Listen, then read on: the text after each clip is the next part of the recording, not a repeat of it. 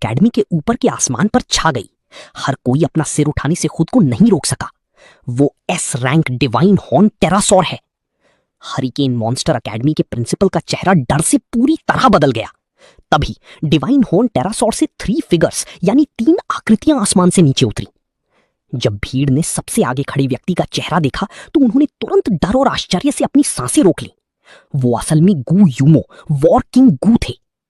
गू यूमो ने अपनी नजरें मुझ पर टिका दी और मुझे ऊपर से नीचे तक देखा। मैंने सुना है कि तुमने शंघाई मॉन्स्टर अकेडमी छोड़ दी है। तुम्हारा ये कदम कुछ हद तक लापरवाही भरा है। नौजवानों का अपने ही भविष्य के साथ मजाक करना अच्छी बात नहीं है। मुझे तुम्हारी स्थिति का थोड़ा बहुत अंदाजा है। इस मामले में दोनों पक्षों की गलती है। एक दूसरे से माफी मांगो और इस मामले को यहीं रफा दफा करो। तुम पढ़ाई के लिए शंघाई वापस जाओगे और यूनिवर्सिटी में एडमिशन मिलने के बाद, ग्रेजुएशन के बाद तुम सीधे मेरे तियानु होली लीजन में आ सकते हो। ये देखकर आसपास के सभी लोगों ने ईर्ष्या भरी निगाहें डाली। आपको ये जानना होगा कि एक वॉर किंग की पहचान या स्वीकृति पाना बेहद दुर्लभ है, लेकिन इस पल मैंने साफ मना कर दिया। मेरे लिए स्कूल वापस जाना नामुमकिन है। पल भर में हर कोई अपनी जगह पर सुन्न रह गया। गू यूमो के चेहरे पर भी अविश्वास का भाव था। यानसिया के वॉर किंग बनने के बाद के 10 वर्षों ने उनका शब्द हमेशा कानून की तरह रहा था। कभी किसी ने उनसे इनकार करने की हिम्मत नहीं की थी। क्या तुम जानते हो कि तुम क्या कह रहे हो? मैं इसे पल भर का आवेग मान सकता हूं। अब मैं तुम्हें एक और मौका देता हूं। ये सुनकर मैंने फिर कहा, कोई जरूरत नहीं है वॉर किंग। मेरे लिए शंघाई मॉन्स्टर अकेडमी वापस जाना असंभव है। इस मोड़ पर गो यूमो के चेहरे के हाव भाव आखिरकार खराब हो गए और चारों महान मॉन्स्टर अकेडमियों के प्रिंसिपलों का भरोसा भी डगमगाता हुआ लगा। मैंने इसके बारे में सोचा है। एक एसएस रैंक का जीनियस बहुत ही असाधारण होता है। हमारी हरिकेन मॉन्स्टर अकेडमी इसके लायक नहीं है। हम उसके हकदार नहीं हैं। हमें भी लगता है कि हमारा स्टेटस थोड़ा बहुत कम है। जब तुम लोग इसे नहीं चाहते तो हमारा ब्लूसी भी इसे नहीं चाहता। हमारी ईगल पीक का रुझान महिला छात्राओं के विकास की ओर है, इसलिए हम पुरुष छात्रों को रिक्रूट नहीं करते हैं। इस समय ऐसा लगा जैसे मैं जहरीले सोने का एक टुकड़ा बन गया हूं। हालांकि ये बहुत आकर्षक था, लेकिन किसी ने इसे छूने की हिम्मत नहीं की, क्योंकि कोई भी एक वॉर किंग को नाराज नहीं करना चाहता था और उनके पीछे खड़े चिन परिवार को तो बिल्कुल भी नहीं। लेकिन इसके बावजूद मेरे चेहरे के भाव नहीं बदले। इसके बजाय मैं सेना द्वारा लाए गए अवेकनिंग स्टोन की ओर बढ़ा। जैसे ही मैंने अपना हाथ फिर से अवेकनिंग स्टोन पर रखा, एक शानदार रोशनी ने पूरे मैदान को ढक लिया। मैं बेकाबू होकर तौटी के रूप में बदल गया और मेरे मुंह से एक धरती हिला देने वाली दहाड़ निकली। पल भर में एक हिंसक, प्राचीन और रक्त पिपासु आभा ने पूरे इलाके को भर दिया। हर कोई तुरंत इस कदर दब गया कि उनकी सांसें अटक गईं।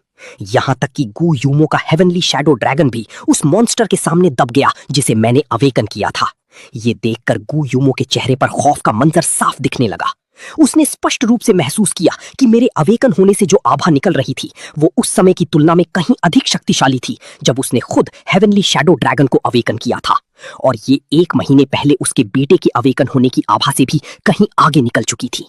और इस तरह की दबंग और हावी हो जाने वाली आभा जिसने सभी मॉन्स्टर्स को पूरी तरह से झुकने पर मजबूर कर दिया, उसका मतलब केवल एक ही था। मैंने पौराणिक SSS रैंक को अवेकन कर लिया था।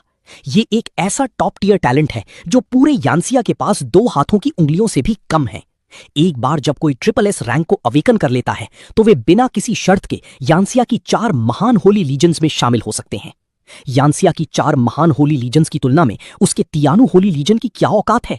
यानसिया के संरक्षक देवताओं के रूप में चारों महान होली लीजन्स सेना से स्वतंत्र हैं और सीधे यानसिया के प्रमुख से आदेश लेते हैं। यहां तक कि 9 महान हेवनली किंग्स की भी वे परवाह नहीं करते। इस पल गू यूमो एक बार फिर सदमे में था। उसने वास्तव में गलत अंदाजा लगाया था और एक SSS रैंक वाली को नाराज कर दिया था। आसपास के छात्र मेरे अवेकन हुए प्राचीन तौती के रैंक के दबाव के कारण घुटनों के बल गिर पड़े और सम्मान में अपने सिर झुका लिए। इस समय लू जिया की आधा घुटने टेक कर बैठी थी और दांत पीसते हुए ऊंचे प्लेटफॉर्म पर मौजूद उस आकृति को देख रही थी।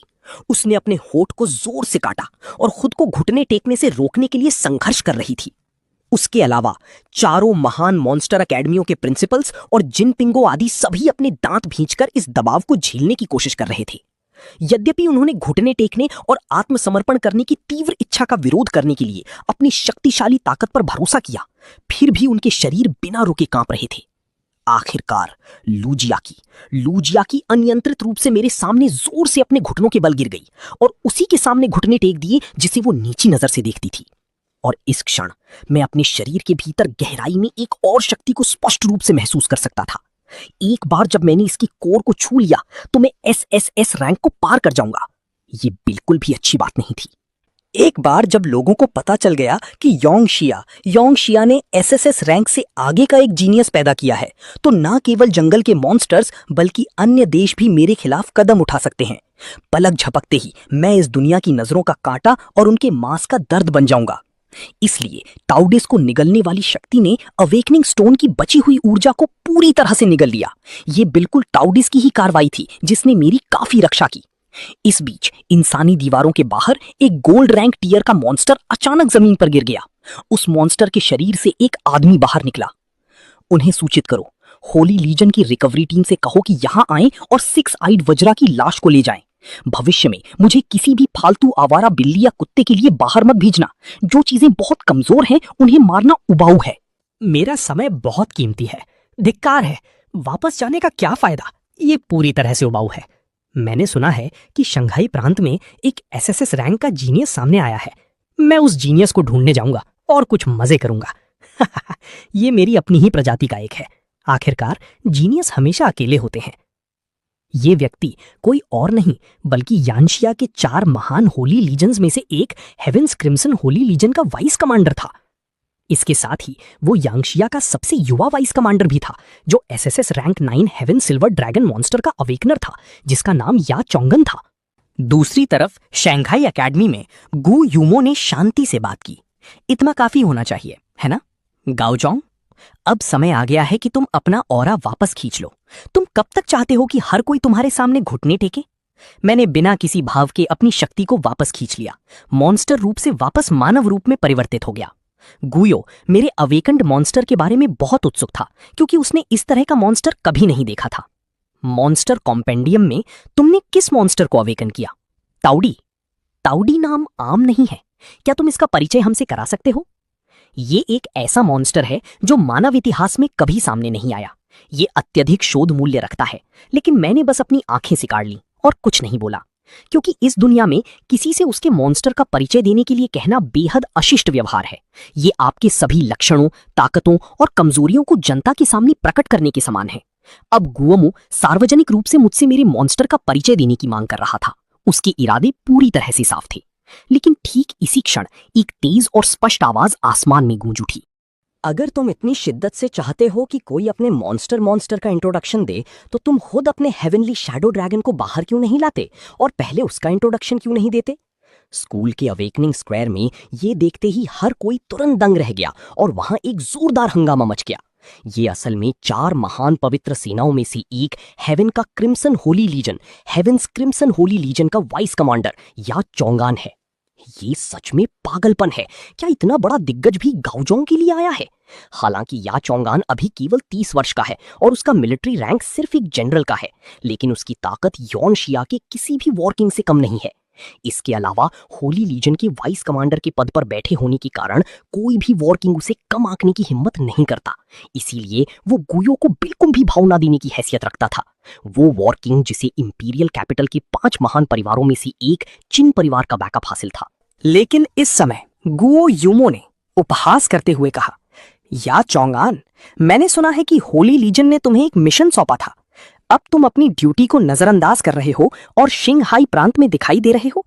क्या तुम्हें डर नहीं है कि कमांडर निंग तुम्हारी इस हरकत के लिए तुम्हारी जमकर क्लास लगा देंगे? या चोंग उनके सामने एक जूनियर से बढ़कर कुछ नहीं था, लेकिन या चोंगान ने महज 10 साल में अपनी ताकत को जबरदस्ती उसके 30 साल के कड़े परिश्रम के बराबर पहुंचा दिया था। इसीलिए गुओ यूमो हमेशा या चोंगान को अपनी आंखों का कांटा समझता था। ठीक वैसे ही या चोंगान भी उसके बारे में ऐसा ही महसूस करता था।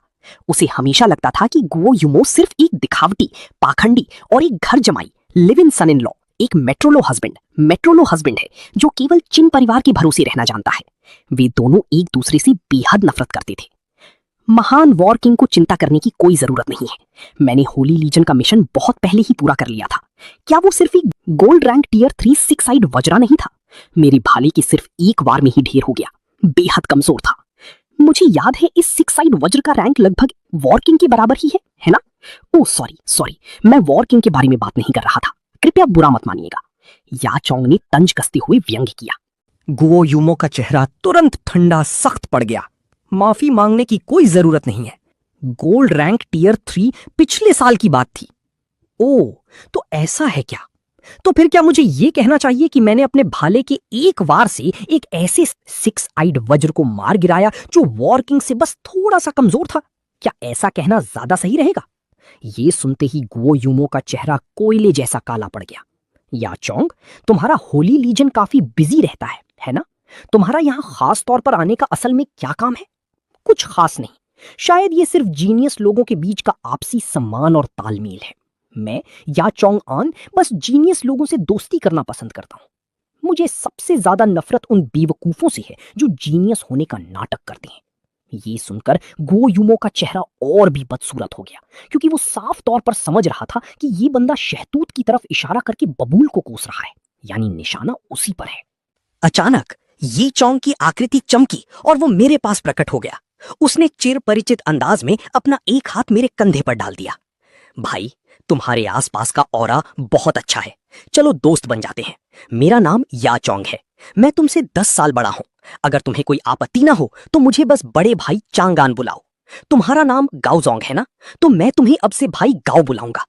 ये देखकर मैंने अजीब असहजता से अपना सिर खुजलाया। ठीक है, नमस्ते बड़ी भाई चांगान। इस समय यांगान ने थोड़े संकोच के साथ अपना सिर खुजलाया। सच कहूं तो मैं शब्दों के मामले में बहुत अच्छा नहीं हूं, मुझे ज्यादा बोलना नहीं आता। वैसे तुम्हारा हमारी हेवेंस क्रिम्सन होली लीजन शामिल होने के बारे में क्या ख्याल है? मुझे बस एक दोस्त की कमी महसूस हो रही थी।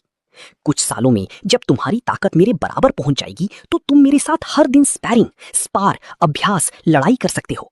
वो कितना मजेदार होगा। आखिरकार अभी होली लीजन में कोई भी मुझसे जीत नहीं सकता। कमांडर बहुत ज्यादा शक्तिशाली हैं और मैं उनके साथ लड़कर अपनी जान जोखिम में नहीं डालना चाहता। भाई, मुझे तुमसे बहुत उम्मीदें हैं। बस 10 साल दो और तुम निश्चित रूप से उस घर जमाई live in sun in law को पीछे छोड़ दोगे। यूची चोंग ने अपने अंगूठे से पीछे गु यूमो की तरफ इशारा करते हुए ये कहा। ये सुनकर गु यूमो गुस्से से पूरा का पूरा कांप उठा, क्योंकि घर जमाई का खिताब व्यावहारिक रूप से उसके लिए एक वर्जित शब्द, टैबू था। गु यूमो एक साधारण पृष्ठभूमि से आता था। यही वजह थी कि उसने साम्राज्य की राजधानी की चिन परिवार में शादी करना चुना था, और ठीक इसी चिन परिवार के भरोसे के दम पर वो इतनी जल्दी यांगिया का वॉर किंग बनने में कामयाब रहा था। इस पल गु यूमो ने गुस्से में आग बबूला होते हुए कहा, या चांगान, मैं तुम्हारा सीनियर उच्च अधिकारी हूं। सैन्य पदानुक्रम, मिलिट्री हायरार्की बहुत सख्त है। मैं यांगिया का एक वॉर किंग हूं। तुम एक वॉर किंग का अपमान कर रहे हो। मैं तुम्हें व्यक्तिगत रूप से गिरफ्तार कर सकता हूं और जांच के लिए सस्पेंड कर सकता हूं। हालांकि या चांगान पूरी तरह से बेपरवाह दिखा।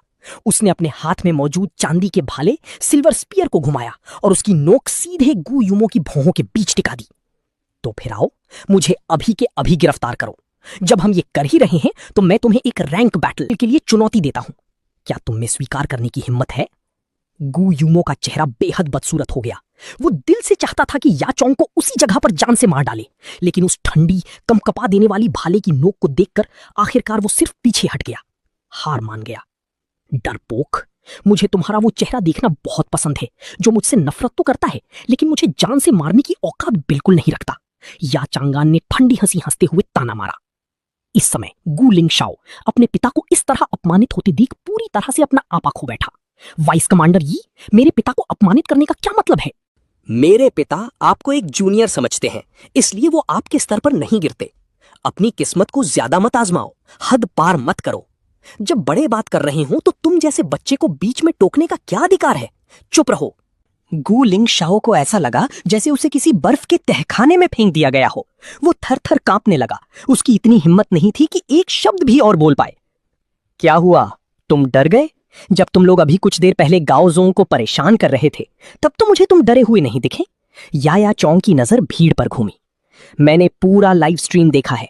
तुम लोगों ने सच में मुझे बहुत ज्यादा निराश किया है। मेरे यांगिया के बड़े बड़े नामी लोग कब से अवसरवादी और संकीर्ण सोच वाले चूहे बन गए? क्या तुम्हें गु यूमो के बदबूदार जूते चाटने में मजा आ रहा है? हमारी 4 महान पवित्र सेनाएं यानी होली लीजन्स दीवारों के बाहर खूनी लड़ाई लड़ती हैं, इतनी कड़ी मेहनत करती हैं, और तुम लोग हमें इस तरह का सिला देते हो।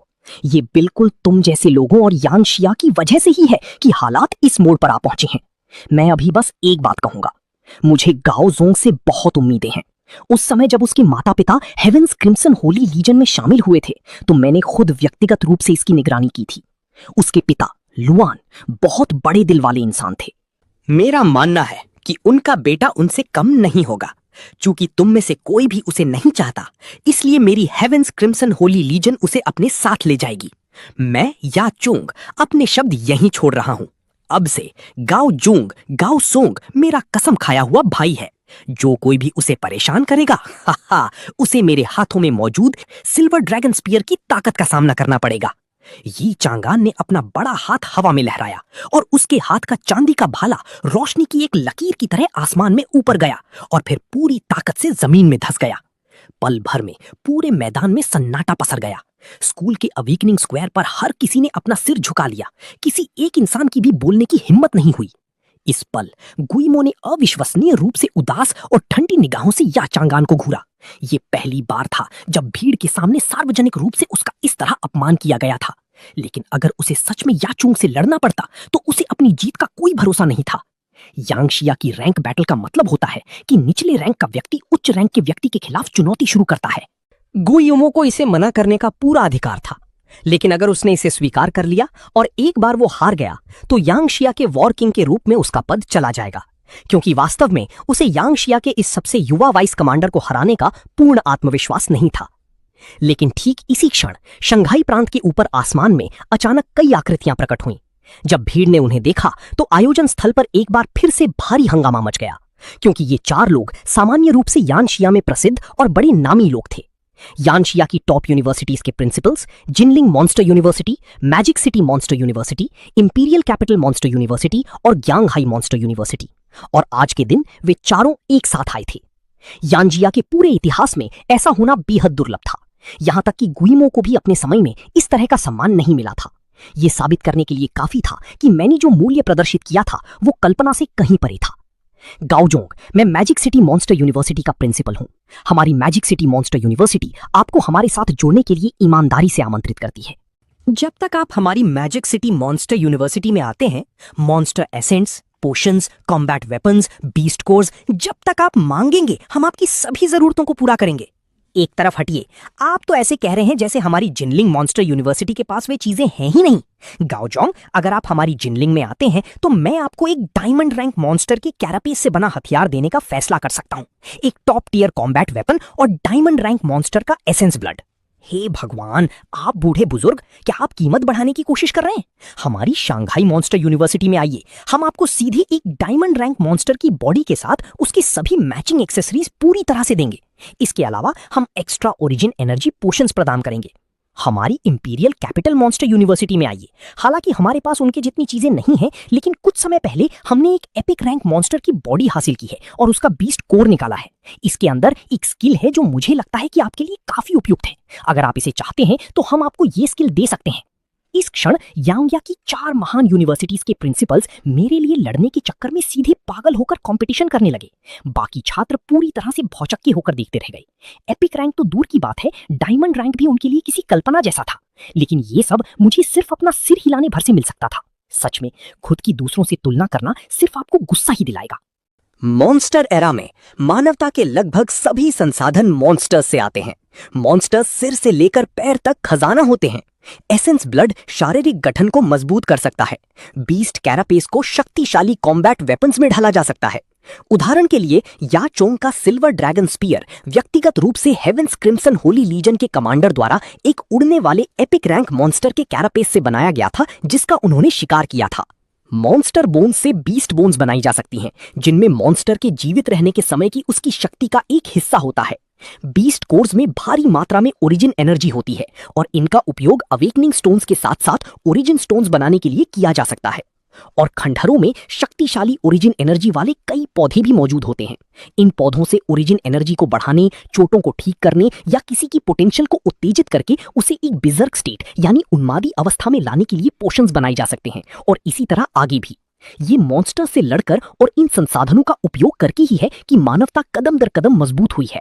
इसीलिए ये चीजें ह्यूमन जीनियस की ग्रोथ प्रोसेस में अपरिहार्य यानी बेहद जरूरी हैं। इस क्षण हर किसी की आंखें ईर्ष्या से लाल थीं। लू जियाकी इतनी जल रही थी कि उसका चेहरा लगभग विकृत हो गया था। आप मैजिक सिटी मॉन्स्टर यूनिवर्सिटी के प्रिंसिपल हैं, सही ना? मेरा नाम लियू याकी है। ने S rank monster azure feather spirit deer को अवेकन किया है। वॉर किंग गू ने पहले मुझसे वादा किया था कि वो मुझे तानू होली लीजन में शामिल होने देंगे। आप मेरे बारे में क्या सोचते हैं? ये सुनकर मैजिक सिटी मॉन्स्टर यूनिवर्सिटी के प्रिंसिपल थोड़ा पीछे घूमे। बुरा नहीं है। चूंकि आपके पास वॉर किंग का रिकमेंडेशन है तो स्कूल शुरू होने पर बस रिपोर्ट कर देना। इसी के साथ उन्होंने लू जियाकी पर ध्यान देना बंद कर दिया। इसके बजाय उन्होंने अपना सिर घुमाया और मेरे ऊपर चल रही बहस में फिर से शामिल हो गए। ये देखकर लू जियाकी पूरी तरह से स्तब्ध रह गई। इस क्षण वो आखिरकार समझ गई कि अलग तरह से ट्रीट किए जाने का क्या मतलब होता है। वो ये भी पूरी तरह से समझ गई कि हम एक ही दुनिया से नहीं थे। ऐसी लगता है कि मैं कभी तुम्हारे लिए काफी अच्छी थी ही नहीं। ठीक तभी यानगान अचानक चिल्लाया, बहुत हुआ, तुम चारों बूढ़े बुजुर्ग चुप हो जाओ। मैं तुम्हें बता दूं, गाओ जोंग तुम में से किसी के साथ शामिल नहीं होने जा रहा है, तुम्हारी मॉन्स्टर यूनिवर्सिटीज में से एक में भी नहीं। ये सुनकर वे चारों चिंतित हो गए। इस समय हमारी 4 यूनिवर्सिटीज के अलावा और कौन सी यूनिवर्सिटी गाओजोंग के लायक है? नहीं, हम सहमत नहीं हैं। ये सुनकर या चोंग ने उपहास किया, अपनी बकबक बंद करो। तुम मानोगे चाहे तुम्हें पसंद हो या ना हो। इसके अलावा एक बात है जो तुमने कही जिससे मैं सहमत नहीं हूं। क्या तुम कह रहे हो कि सच में तुम्हारी 4 यूनिवर्सिटीज से बेहतर कोई स्कूल नहीं है? हा? मुझे मत बताना कि तुम उसे उस यूनिवर्सिटी के नर्क में भेजने जा रहे हो। ये चांगान थोड़ा मुस्कुराया। बिल्कुल सही, मैं गाओजोंग को उसी यूनिवर्सिटी में भेजने की योजना जा रहा हूं। केवल वही यूनिवर्सिटी उसकी असली प्रतिभा को बाहर ला सकती है, तुम्हारी ये आइवरी टावर्स नहीं। यांगशिया द मॉन्स्टर यूनिवर्सिटी के अपने अनूठे शिक्षण तरीके हैं। 4 प्रसिद्ध स्कूलों की तुलना में ये अभी भी एक टॉप टियर यूनिवर्सिटी है। बस बात ये है कि ये यूनिवर्सिटी आमतौर पर छात्रों के विचार करने के दायरे में नहीं होती है, और ये ऐसी जगह नहीं है जहां आप सिर्फ चाहने भर से जा सकें। इस यूनिवर्सिटी को यांगशिया यूनिवर्सिटी कहा जाता है। इसे महान शिया के 4 शीर्ष पवित्र ऑर्डर्स और सैन्य विभाग द्वारा संयुक्त रूप से स्थापित किया गया था। एडमिशन की दहलीज कुख्यात रूप से सख्त है। हर साल वो केवल 100 लोगों को भर्ती करते हैं। 3 ग्रेडों को मिलाकर पूरे स्कूल में कुल केवल 300 छात्र हैं। हालांकि वहां 225 शिक्षक हैं। वे यांगशिया मिलिट्री के 9 हेवनली किंग्स हैं, 36 वॉर किंग्स, 72 जनरल्स और 108 वॉर जनरल्स। सबसे महत्वपूर्ण बात यह है कि इस स्कूल की मृत्यु दर 70% जितनी अधिक है।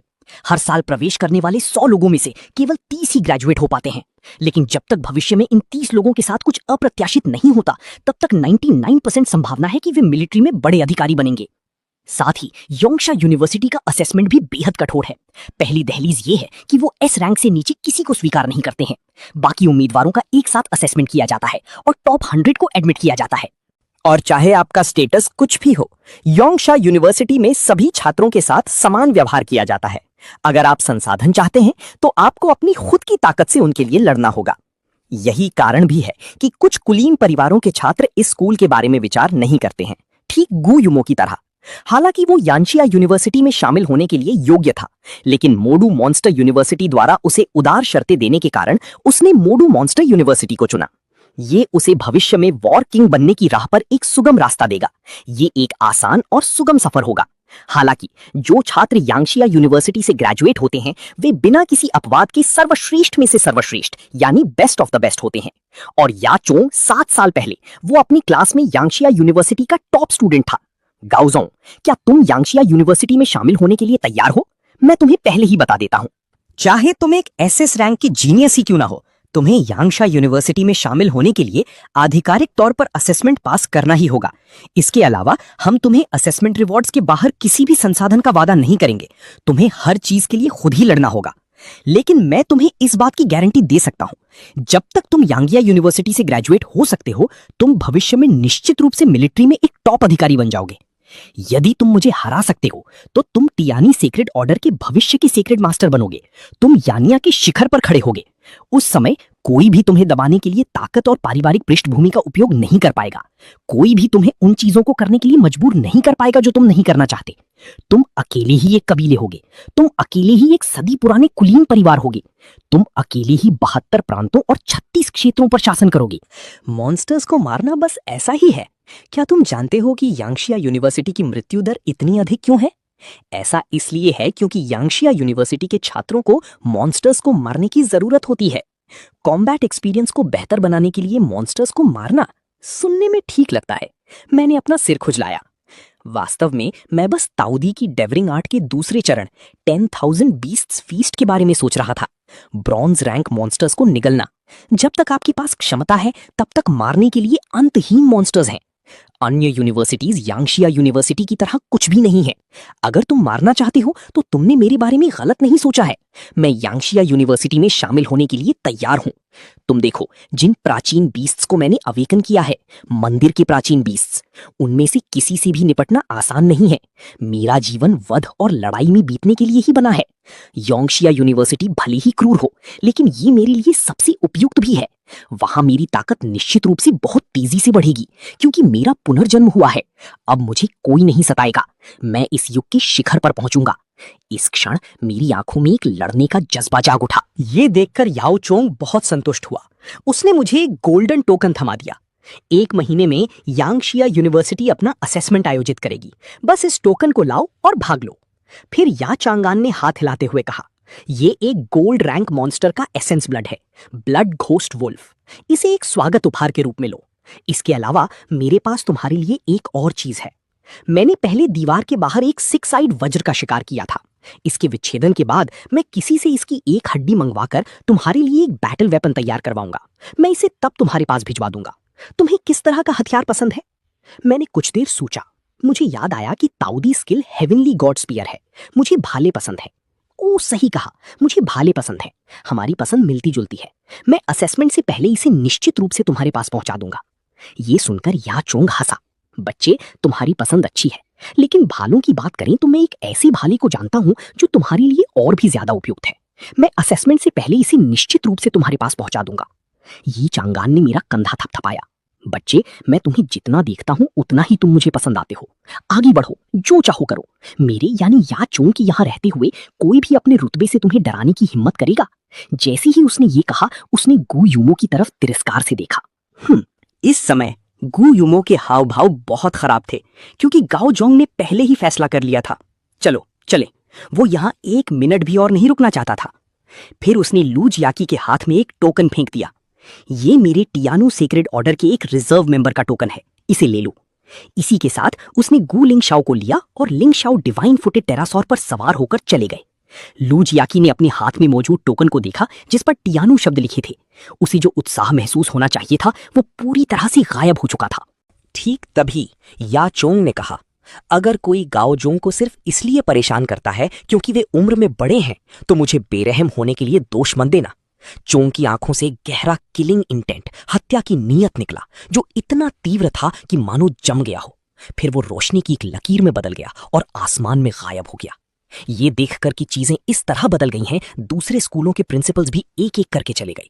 लेकिन जिन पिंगाओ को सच में रोने जैसा महसूस हो रहा था, पर उसकी आंखों में आंसू नहीं थे।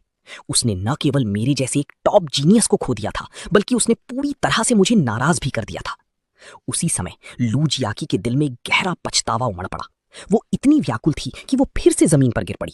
लेकिन ठीक तभी लू जियाकी के पास एक युवक प्रकट हुआ। जियाकी, क्या तुम ठीक हो? उसका नाम जेंग पेंग था। वो लू जियाकी के चाहने वालों में से एक था। वो शंघाई मॉन्स्टर एकेडमी से भी था। वेकनिंग पूरा कर लिया था और पिछले कुछ दिनों से घर पर कड़ी ट्रेनिंग कर रहा था। वो अभी अभी अपनी साधना से बाहर आया था और उसने अपनी देवी लू जियाकी को इस हालत में पाया। जेंग पेंग को ऐसा लगा जैसे किसी बड़े हाथ ने उसके दिल को भींच दिया हो। एक क्रूर चेहरे के साथ उसने कहा, क्या वो गाओजोंग था? क्या उसने ही तुम्हें इतना दुखी किया? क्या उसी ने तुम्हारा दिल इस तरह तोड़ा? याकी, मुझे बताओ, क्या वो वही था? मत पूछो, मैं नहीं बताऊंगी। गाओजोंग, यहां ऊपर आओ, यहां ऊपर आओ। मैं तुम्हें एक डेथ मैच की चुनौती देता हूं। मैं भला क्यों डरूंगा? आ जाओ, लेकिन हमें कुछ दांव पर लगाना होगा। 1 मिलियन यांगया कॉइन्स, अन्यथा कोई सौदा नहीं। इस क्षण जेंग पेंग ने दिल टूटी हुई लू जियाकी को देखा, फिर मेरे अहंकारी और उत्कृष्ट रूप को देखा। उसने बिना दोबारा सोचे सहमति दे दी। जेंग पेंग की आंखों में एक भयावह किलिंग इंटेंट टिमटिमा रहा था। गाओजोंग, मैं स्वीकार करता लेकिन हूं। एक बार जब हम इस द्वंद के मैदान ड्यूलिंग रिंग में होंगे तो जीवन और मृत्यु अब हमारे अपने हाथ में नहीं होगी। यदि तुम मरते हो तो ऐसा इसलिए होगा क्योंकि तुम पर्याप्त कुशल नहीं हो। किसी को भी जिम्मेदार नहीं ठहराया जा सकता। मैंने शांति से सिर हिलाया। ये देखकर जिंग पिंग ने स्टेज के नीचे जिन पिंगाओ और अन्य लोगों से कहा, तो फिर मैं डीन्स प्रधानाचार्यों से रेफरी बनने के लिए कहूंगा। रेफरी मेरी जूती बच्चे, ऐसा मत सोचो कि मुझे नहीं पता कि तुम क्या करने की सोच रही हो। तुम्हें अवेकन हुए 3 दिन हो चुके हैं। तुम्हारा लेवल अब तक काफी हाई होना चाहिए। गाओ झोंग अभी अभी अवेकन हुआ है, वो भला तुमसे कैसे जीत सकता है? बिल्कुल सही, तुम मुझे एक अच्छे इंसान नहीं लगते। चारों डीन्स बहुत आक्रोशित थे। वे सभी उसे कोसने लगे, लेकिन जेंग पिंग ने इस बात का फायदा उठाते हुए कि उसके पिता सुइन सैक्रेड ऑर्डर के एक मिलिट्री कमांडर थे, उनकी बातों पर कोई ध्यान नहीं दिया। डीन्स, वो खुद इस बात पर सहमत हुआ है। अगर उसे परवाह नहीं है तो आप सब दूसरों के मामले में क्यों दखल दे रही हैं? ये गाओ झोंग का अपना फैसला है, हमें इसका सम्मान करना चाहिए। जिन पिंगाओ ने ऐसा इसलिए कहा क्योंकि वो समझ गया था कि मेरे साथ उसका रिश्ता अब सुधर नहीं अगर सकता। मुझे इसी तरह रास्ते से हटाया जा सके तो वो सबसे अच्छा होगा। आखिरकार या चोंग ने कहा था कि वो युवा पीढ़ी के संघर्षों में हस्तक्षेप नहीं करेगा। इसलिए अगर मैं जेंग पेंग के हाथों मर गया तो इसका सीधा सा मतलब ये होगा कि मैं पर्याप्त कुशल नहीं था। किसी को दोष नहीं दिया जा सकता था। ऐसा मत सोचो कि मुझे नहीं पता कि तुम क्या योजना बना रहे हो। तुम बस यही उम्मीद कर रहे हो कि गाओ जोंग मर जाए, है ना? अगर तुम उसे पा नहीं सकते तो तुम उसे नष्ट कर देते हो। तुम इतने विकृत कैसे हो सकते हो? जिनपिंग गाओ, हमारी दोस्ती खत्म हुई। लोग कुत्तों से दोस्ती नहीं करते। भले ही चारों डीन्स गुस्से में थे, जिनपिंग गाओ बेपरवाह रहा। आगे बढ़ो और लड़ो, मैं रेफरी बनूंगा। जैसे ही उसकी आवाज धीमी हुई, जेंग पेंग की शरीर से एक शक्तिशाली ऑरा फूटा। ये बाहर की ओर फिर वो एक S rank monster golden rock में बदल गया और आसमान की तरफ एक लंबी चीख मारी। पल भर में पूरे अखाड़े में एक तीखी और कंपकपा देने वाली आवाज गूंज उठी। इस समय लू जियाकी को खुश करने के लिए जेंग पेंग अपना गुस्सा शांत करने के लिए मेरे साथ डेथ मैच में शामिल होने के लिए सीधे S rank monster golden rock में बदल गया। इस समय एक तेज नजर वाली छात्र ने उसकी छाती पर बने रैंक के इंसिग्निया, रैंक का प्रतीक को देखा। देखो, वो आश्चर्य से चिल्लाया, वो ब्लैक आयरन रैंक 5 है। उसे अवेकन हुए केवल 3 दिन हुए हैं और वो पहले से ही ब्लैक आयरन रैंक 5 पर है। ये बंदा जरूर एक पे टू विन, पैसे देकर ताकत खरीदने वाला खिलाड़ी होगा। ठीक तभी खून की धुंध के एक विस्फोट ने सबका ध्यान खींचा। मैं एक अत्यंत दबंग खून के रंग की आकृति में बदल गया। लेकिन इस बार आश्चर्य की कोई आहट नहीं थी, केवल सन्नाटे की लहरें थीं, क्योंकि मेरी छाती पर रैंक का इंसिग्निया केवल ब्लैक आयरन रैंक 1 था। तुम देखो, 4 रैंक का अंतर, चाहे किसी की प्रतिभा कितनी भी मजबूत क्यों ना हो, अजेय होता है। इसे पार नहीं किया जा सकता। आमतौर पर टैलेंट केवल 1 रैंक के अंतर की भरपाई कर सकता है। उदाहरण के लिए, एक ब्लैक आयरन रैंक 3 का S rank monster black iron rank 4 के ए रैंक मॉन्स्टर के बराबर होता है। इसी तर्क से एक ब्लैक आयरन रैंक 1 के रूप में एसएसएस रैंक मॉन्स्टर होने के नाते मुझे ब्लैक आयरन रैंक 3 के एस रैंक मॉन्स्टर के बराबर होना चाहिए। लेकिन जेंग पेंग का वर्तमान रैंक उस स्तर से कहीं ऊपर है। जब हर कोई मेरे बारे में चिंता कर रहा था, जेंग पेंग ने चुपचाप अपनी पीठ से एक सुनहरी तलवार निकाली। ये एक bronze rank monster golden feathered eagle के बोन्स, हड्डियों से बना battle weapon golden wind sword था। लेकिन ये देखकर भी मैं अविचलित रहा। जेंग पेंग रोशनी की एक सुनहरी लकीर में बदल गया और मुझ पर झपटा। उसने अपने टैलेंट गेल स्पीक का इस्तेमाल किया। उसके हाथ की तलवार की गति अचानक कई गुना बढ़ गई। ये ऐसा था जैसे किसी तीर ने हवा को चीर दिया हो। ये अपने पीछे परछाइयां, आफ्टर इमेजेस छोड़ रहा था। ये देखकर मैंने अपनी टैलेंट क्रूर अत्याचार, क्रूअल टायरनी का इस्तेमाल किया। पल भर में मेरे शरीर से एक राक्षसी खून की प्यास फूटी। फिर मेरा बड़ा हाथ आगे बढ़ा और मैंने उस सुनहरी पंख वाली तीर को अपनी पकड़ में मजबूती से दबोच लिया। मेरे दूसरे हाथ ने गोल्डन रॉक के हाथ को पकड़ लिया। गोल्डन रॉक दर्द से चीख उठा। उसकी सुनहरी बाह विकृत होने लगी। एक ही हाथ से ताकत लगाते हुए मैंने गोल्डन रॉक की पूरी बाह को साफ तौर पर उखाड़ दिया। एक पल में जमीन पर सुनहरा खून बिखर गया। फिर मैंने गोल्डन रॉक की गर्दन पकड़ी और उसे ऊपर उठा लिया। मेरा चेहरा गुस्से से विकृत हो गया था और मेरी आंखों में एक लालची रोशनी चमकी। ये इस बात का संकेत था कि ताऊदी अब भोजन करने वाला है। ये देखकर गोल्डन रॉक का चेहरा खौफ से भर गया। वो समझ नहीं पा रहा था कि उसका विरोधी, जो केवल ब्लैक आयरन रैंक 1 था, इतना शक्तिशाली कैसे हो गया। जब तक वो होश में आता, ताऊदी ने गोल्डन रॉक के शरीर को बैकहैंड से जमीन पर पटक दिया था। फिर अपने दूसरे हाथ से उसने उसकी पीठ से पंख नोच लिए। अब एक बांह और एक पंख खोने के बाद गोल्डन रॉक मौत की कगार पर था। उसने स्पष्ट रूप से अपने और ताऊदी के बीच के कॉम्बैट पावर, लड़ने की शक्ति के अंतर को पहचान लिया था। बहुत कमजोर, ये मुझे अपनी पूरी ताकत का इस्तेमाल करने के लिए भी मजबूर नहीं कर सका। जैसे ही मैंने इन्फिनिट प्लंडर को सक्रिय किया, अगले ही पल गोल्डन रॉक की आंखें सदमे से फटी की फटी रह गईं। वो स्पष्ट रूप से महसूस कर सकता था कि उसका टैलेंट गैल स्पीक चुराया जा रहा था। लेकिन तभी एक घबराई हुई आवाज चिल्लाई, रुको, तुम्हारी उसे मारने की हिम्मत कैसे हुई? ये जेंग पेंग के पिता थे, जो श्वान सेक्रेड ऑर्डर की एक कमांडर थे।